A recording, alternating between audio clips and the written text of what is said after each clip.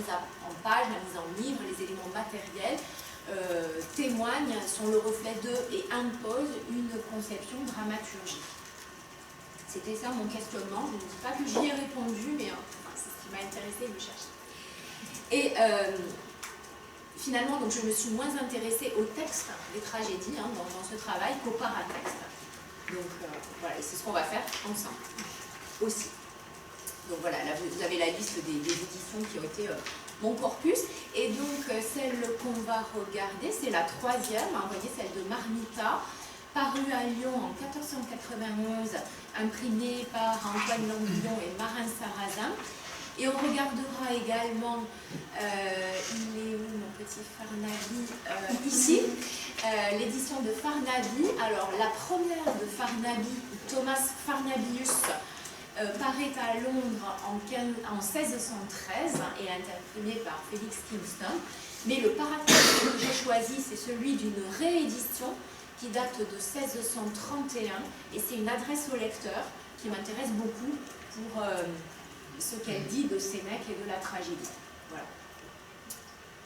Alors, ce autre élément de contexte, ce travail que je vous présente aussi, est aussi le fruit d'un travail mené en collaboration avec Malika Bastianamou, qui est professeur de grec à l'université de Grenoble-Alpes, avec qui on a bâti un projet qui s'intitule ITAC, Invention du théâtre antique corpus. On a déposé un projet auprès de l'ANR, de l'Agence nationale de la recherche, et on va savoir là, la semaine prochaine, si notre projet est accepté en deuxième phase, donc s'il est financé. Et dans ce projet, il s'agit pour le coup d'étudier, peut-être pas tout, mais enfin, les paratextes au théâtre antique, donc aux tragédies et aux comédies grecques et latines, dans l'Europe de la première modernité. Donc on part de la toute fin du XVe, des premières éditions, jusqu'au tout début du XVIIe, et je veux inclure mon Farnaby là-dedans. Donc voilà, tout début du XVIIe, c'est donc l'époque faste de ces éditions des classiques, et on veut voir comment donc, le théâtre antique a été redécouvert, lu, traduit, commenté dans ces paratextes. Voilà.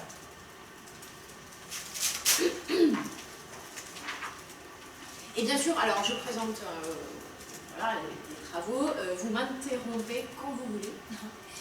Si vous avez des questions, des suggestions, n'hésitez pas. Alors, la première édition dont j'ai extrait le texte sur lequel on va travailler, c'est celle de Marmita. Voilà un exemple de petite fiche que je propose, donc avec le titre de l'édition, Tragoedes Senecae cum commento. Je mentionne l'éditeur, c'est donc il y a une rubrique éditeur scientifique que je n'ai pas pu remplir ici en l'occurrence. Le commentateur, c'est donc Gellius Bernardinus Marmita. Alors, je me rends compte déjà, vous voyez, c'est révélateur que nous avons évidemment plusieurs orthographes pour ces noms à la Renaissance. J'ai adopté finalement celui de la BNF, c'est-à-dire avec 2 T, mais dans tous les écrits que j'ai, c'est un seul T. Bon, mais j'ai normalisé, voilà, en me disant que je me fiais au catalogue collectif de France. Donc, 2 T. Les libraires imprimeurs, comme à cette époque-là, là, ils sont confondus. La distinction vient plutôt après. Là, ce sont ils font office des deux, libraire et imprimeur, donc les Languillon et Sarrazin. Donc c'est à Lyon que paraît cette édition, et on a une date ici très précise, 28 novembre 1491, grâce au colophon.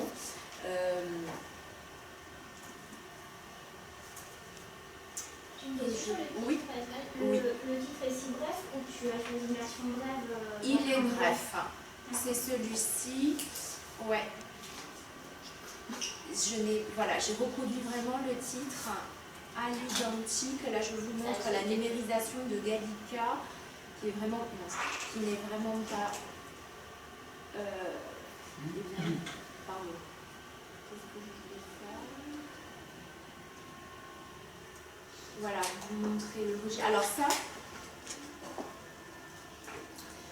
c'est la numérisation de Gallica, mais qui est une édition de 1493.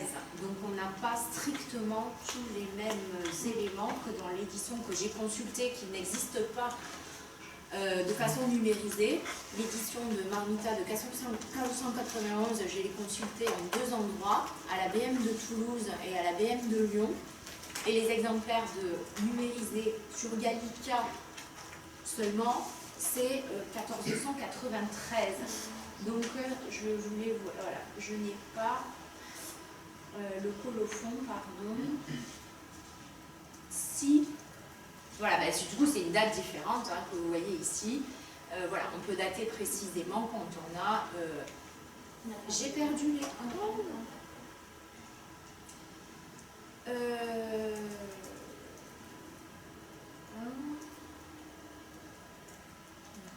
Alors je vais refaire. Pourquoi ça?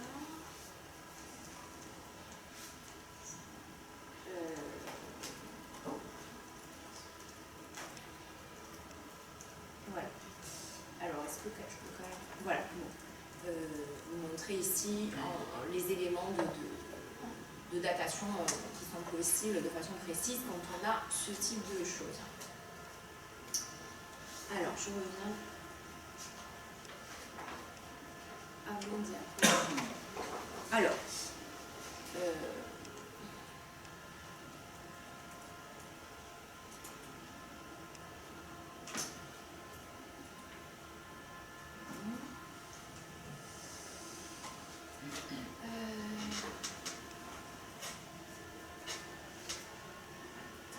donc cette édition a un titre en effet tout simple, Tragoedae Senecae cum commento, qui correspond bien à son contenu, c'est-à-dire qu'on a un riche commentaire, des commentaria, ainsi intitulé dans l'adresse finale au lecteur, des commentaria donc de Marmita, qui est également l'auteur de 2 pièces liminaires. Donc, c'est une des premières éditions où on a un paratexte. On connaît donc l'auteur du commentaire, mais on ignore, comme dans la Princeps notamment, qui a établi le texte commenté. Le paratexte donc ne fait pas état ici d'un travail sur le texte, alors que ça peut être le cas par ailleurs.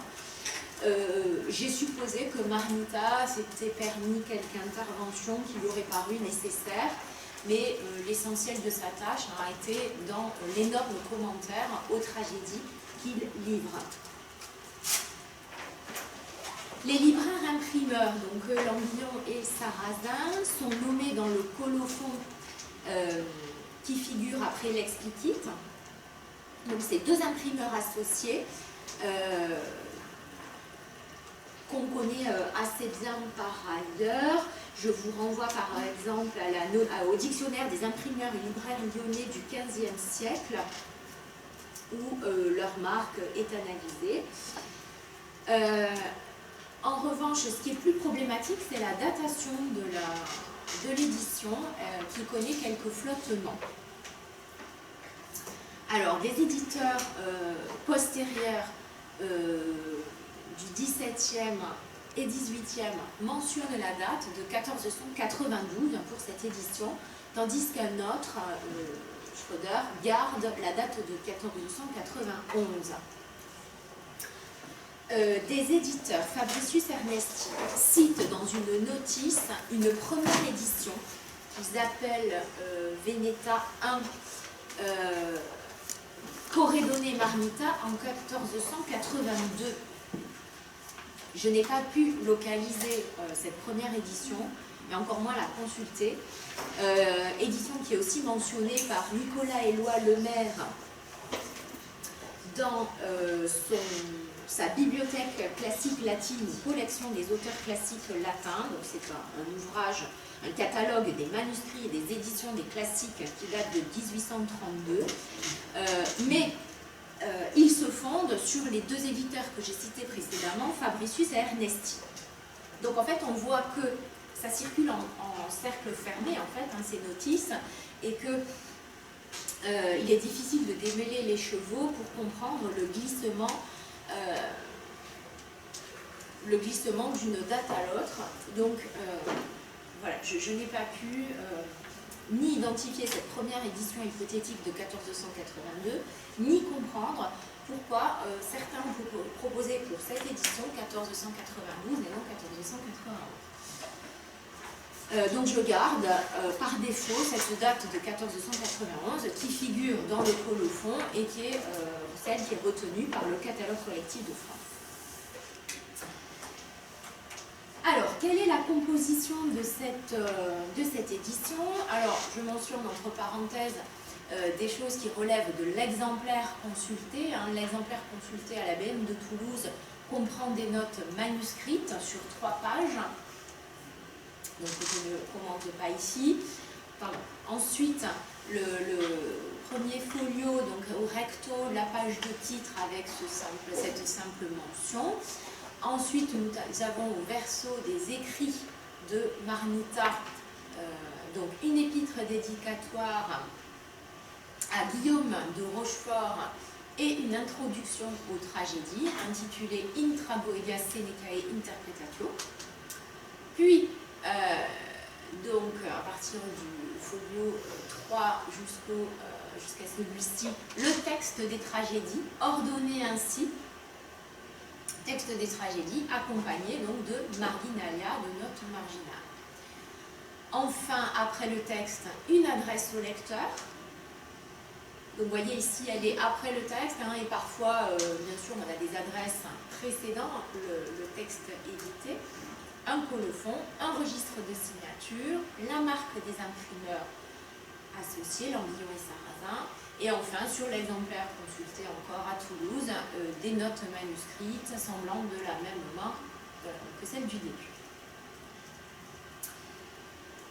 Peut-être, voilà, je vous montre quand même quelques pages. Donc j'ai choisi Médée ici pour vous montrer comment ça se présente. Ici, on a les vers 151-171 qui sont des répliques entre la nourrice et Médée, des répliques très courtes. Donc, il m'intéressait de voir leur disposition hein, dans l'édition. Ensuite, on a les vers 45 et 84. Donc, c'est le premier chœur hein, de Médée. Et ici, c'est le tout début. Je ne l'ai pas mis. Le tout début de Médée, vous voyez, Actus primus Medea loquitur. Juste auparavant, donc avant Médée, vous voyez, on avait la Troade, hein, comme les premiers éditeurs appellent en fait ce qui est devenu pour nous les Phéniciennes. Troas, c'est la Troade.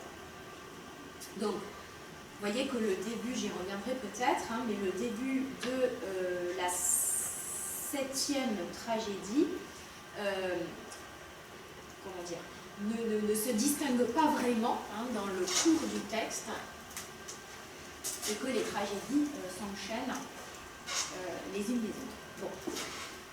Donc, quelques éléments de description formelle de cette édition. On est dans ce qu'on appelle un incunable. Vous savez ce que c'est? Vous avez vu, voilà, très bien, parfait. Et vous avez donc sans doute dit aussi que les incunables gardaient une certaine proximité avec les manuscrits. On va le voir aussi dans notre paratexte. Les fontes, les abréviations reproduisent hein, les habitudes encore de graphie manuscrite. La ponctuation est encore tout à fait rudimentaire. Elle s'attache à séquencer les phrases en unités plus ou moins grandes et elle est rudimentaire. Alors on n'est pas au tout début, je vais dire, parce que dans mon édition de Fernand Balbus qui précède par exemple, j'ai ici un degré de raffinement supérieur. J'ai des points finaux, des points-virgules et des virgules. Donc pour séquencer les unités de plus en plus petites. Mais voilà, je crois que je n'ai pas encore de point d'interrogation, de guillemets, de point d'exclamation, etc.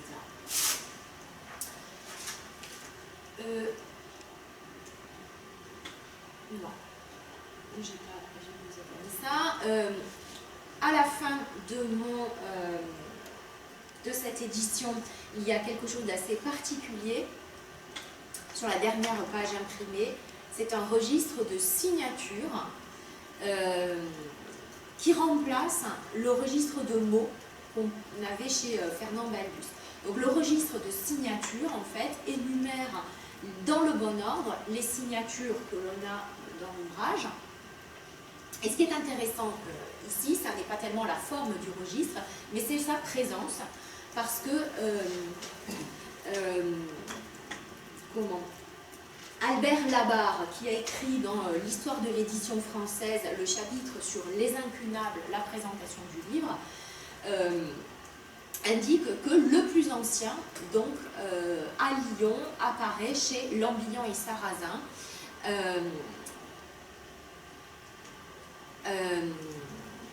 sachant que les registres étaient moins fréquents à Paris qu'à Lyon.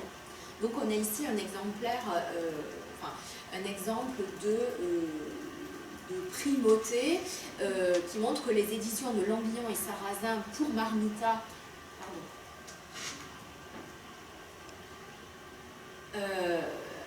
cette édition a été pionnière en la matière et voilà, ce registre de signature a fait date. Les repères dans le livre sont rares. Vous voyez ici plusieurs pages. On n'a pas de pagination ni de titre courant. Les tragédies donc, ne sont pas séparées les unes des autres, mais s'enchaînent sur la même page. On n'a pas de saut de page. Ça, c'est comme dans les éditions précédentes et encore dans quelques éditions suivantes.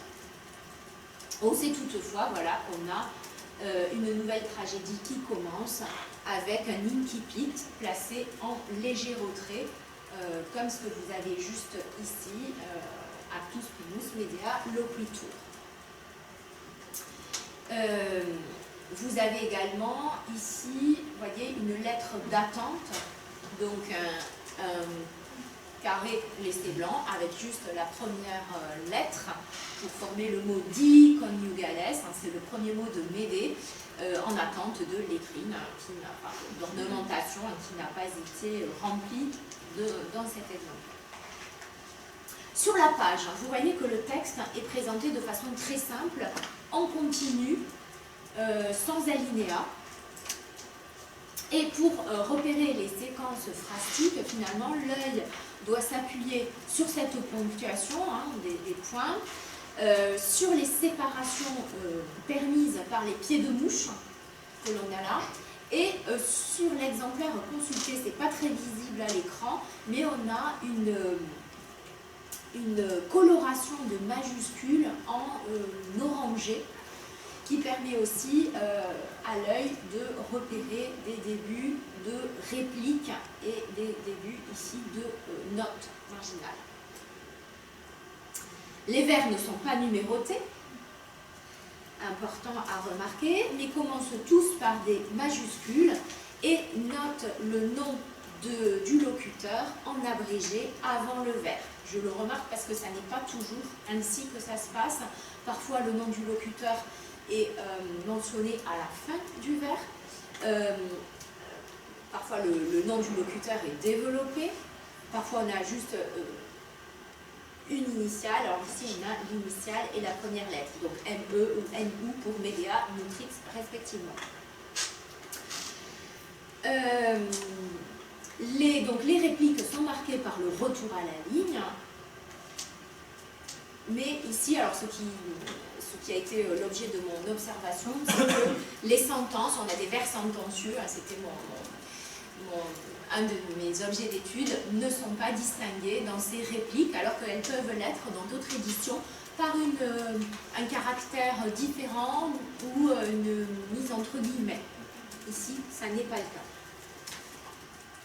Donc vous voyez que la page est occupée par le texte commenté et le commentaire. J'ai choisi ici une page où vraiment on a un encadrement, puisqu'on a des marginalia non seulement au-dessus, à côté, à gauche, à droite et en bas, qui font que les notes sont bien plus volumineuses que le texte. Vous avez dû avoir ça déjà par ailleurs. Les notes, les marginalia ne sont pas numérotées, mais commencent par ces pieds de mouche et reprennent le lemme commenté. Alors on le voit par exemple ici, hein, vous voyez, di coniugales, point. Ça c'est le lemme commenté, di coniugales ici dans le texte, et ensuite la note commence, hein, Iason, fuit, actionis, filius, fratris, filiae, relis, thessaliae, etc. Donc les blocs sont assez denses, mais on se repère assez facilement quand même. Alors, le paratexte que j'ai choisi, ça n'est pas le tout premier, hein, on a dans l'édition de 1488-89 une épître dédicatoire. Voilà, donc je n'ai pas choisi le tout premier paratexte aux tragédies de Sénèque, mais un des premiers quand même. Alors, dans cette édition de Marmita, on a deux ensembles paratextuels. On a les notes qu'on vient de voir, sur lesquelles je reviendrai à la fin, et les écrits de Marmita, qui se décomposent en deux parties. On a une épître, voilà, c'est ce que vous avez aussi dans vos photocopies, c'est la première page. Une épître dédicatoire, vous voyez, Gellius Bernardinus Marmita Parmensis Eminentissimo Acumanissimo Domino, je ne sais plus son... Guglielmo, je ne sais plus pourquoi le deuxième des Guglielmo de Rupeforti Magno Cantellario Franciae, ça vous fait une date. Donc, une épître dédicatoire à Guillaume de Rochefort et l'explanatio dans page suivante, hein, du même au même, l'explanatio Tragoedia in Tragoedias. Voilà. Donc, dans l'épître dédicatoire, qu'on ne traduira pas, Marmita situe son entreprise par rapport à celle de ses devanciers. Hein, Maiores Nostri, vous avez en premier mot de cette épître, comme eux, il ne désire rien moins que de se mettre au service de l'humanité, par son amour et son goût du bien. Et ce sont ces motivations qui l'ont conduit à se tourner vers la bonne littérature. Vous retrouverez dans le texte Bonarum Artium Disciplina. Et c'est ce qui l'a décidé à envoyer à l'impression des commentaires, dit-il, mis par écrit en vrac et sans apprêt, au petit bonheur. Donc, indigeste, je ne sais plus où c'est, je suis désolée, indigeste, incondite, annotavimus. Alors ça, on sait que ça fait partie un peu des topoles, hein, des écrits liminaires. On s'excuse par avance, hein, du peu de soin qu'on a pu consacrer à l'ouvrage. Voilà. Alors, par ailleurs, on ne sait pas grand-chose de cet homme de lettres, hein, Marmita, qui était actif à Parme. Vous voyez donc son épithète Parmensis. Il est probablement né vers 1440 et mort vers 1497. Il ne semble pas avoir enseigné et donc tiré ses notes, hein, par exemple, de cours, ou qu'il ait produit d'autres écrits auparavant. Il a dû d'abord écrire ses notes pour lui-même et vouloir ensuite les diffuser plus largement après les avoir rassemblées et ordonnées. Toujours dans cette épître dédicatoire, Marmita témoigne ensuite de la reconnaissance qu'il a envers Guillaume de Rochefort, qui était grand chancelier de France, parce que les conditions dans lesquelles il a pu travailler, sous la protection de ce prestigieux dédicataire et sous le patronage de notre personnage, qui est mentionné, donc c'est le sieur Henri, abbé du quartier étranger à Lyon, explique la rapidité de son exécution. Alors, il est conscient des critiques que va susciter son travail, il en appelle au jugement de Guillaume de Rochefort, qui l'invite à la lecture de son œuvre, et à la fin de cet épître, il précise ses buts, donc ça c'est tout à fait intéressant pour nous, donc donner Sénèque à lire dans le texte, donner, vous voyez, vers la fin du texte, quare ut legas ipsum Senecam, ita pure elaboravimus, ut brevilius et verius, quam possit res ipsa tanta abeatur. Multorum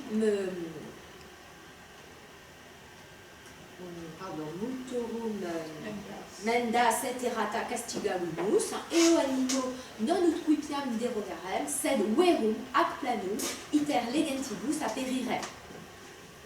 Donc, traiter le texte, donner à lire Sénèque, donner accès à la vérité, traiter le texte avec soin, viser à la fois l'exactitude et la précision, et la concision, pardon, et la correction. Donc, il a voulu revenir sur les fautes et les erreurs des autres aussi. Voilà. Donc ça c'est le premier paratexte donc, de Marmita. Le second auquel nous venons donc maintenant, l'interprétatio. Donc vous avez le titre complet. Gelii Bernardini Marmitae, vous voyez avec un seul T, ad illustrem dominum Guglielmum derupe forti magnum cancellarium Franciae intragoedias sedecae interpretatio. Alors pourquoi j'ai choisi ce texte? C'est qu'il est relativement lisible, relativement, dis-je, puisque la page que vous avez à l'écran et sur votre exemplier, c'est celle qui est numérisée par Gallica, celle que j'ai prise en photo sur l'exemplaire de la BM de Toulouse, c'est celle-ci, que vous avez également, je crois. Donc, la photo n'est pas terrible, mais je trouve que le texte est plus lisible là-dessus. Alors peut-être qu'on fera des petits va-et-vient, on va chercher ce que ça veut dire ici, et puis trouver confirmation parfois sur la photo, parce que il y a moins d'abréviations dans cette version-là. Donc c'est un texte relativement lisible et surtout ce qui m'intéressait c'est qu'il soulève des questions qui auront une grande fortune à propos de Sénèque.